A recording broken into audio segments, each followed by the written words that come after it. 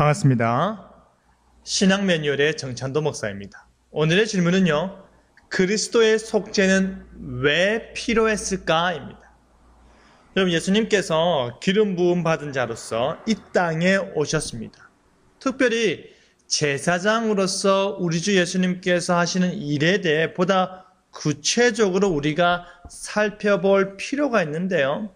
여러분, 왜 예수님께서 우리의 죄를 사해야 했을까요? 그것이 바로 하나님의 기뻐하신 뜻 때문이라고 우리는 잘 알고 있습니다. 이사야 53장 10절을 보면 여호와 하나님께서 어린 양 대신 오실 메시아가 고난받기를 원하신다 하시는데요.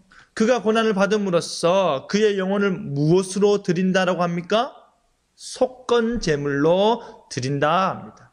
그래서 그의 후손들이 누리게 되는 나라가 영원할 것을 말씀하고 계시지요.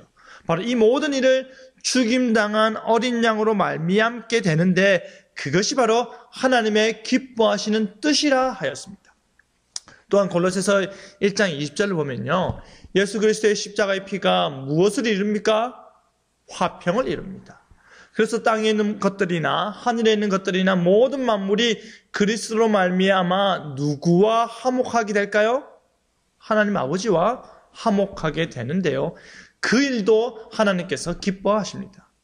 그리스도의 속죄 사역은 하나님의 기뻐하시는 뜻을 위한 것입니다.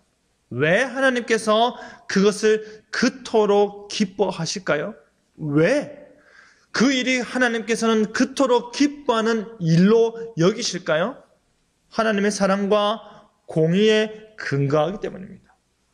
받을 만한 가치가 없는 죄인에게 사랑과 은혜를 베푸사 죄의 결과인 사망을 피할 길을 제공하고 계시는 것이지요. 그뿐 아니라 의를 성취할 능력 없는 죄인들에게 공의가 완전히 성취되어 의의 길을 제공하시는 것입니다.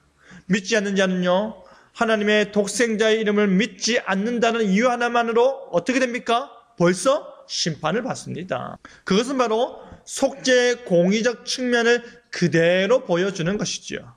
그렇다면 꼭 속죄 사역이 필요했을까요? 반드시 필요했습니다. 왜냐하면 먼저 하나님의 공의가 유지되어야 하기 때문입니다. 거룩하신 하나님께서 결코 죄를 묵과하실 수 없기 때문입니다.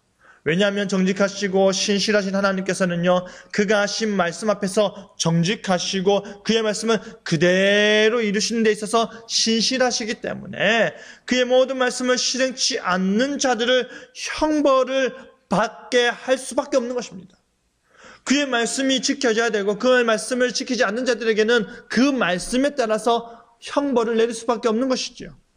그렇기 때문에 그 묵과할 수 없는 죄에 대한 대가를 요구하시는 것이죠. 하나님의 말씀, 하나님의 율법, 하나님의 뜻과 일치하지 않는 자들에게 그의 말씀이 요구하는 모든 것을 충족할 수 있는 대가가 필요한 것이죠.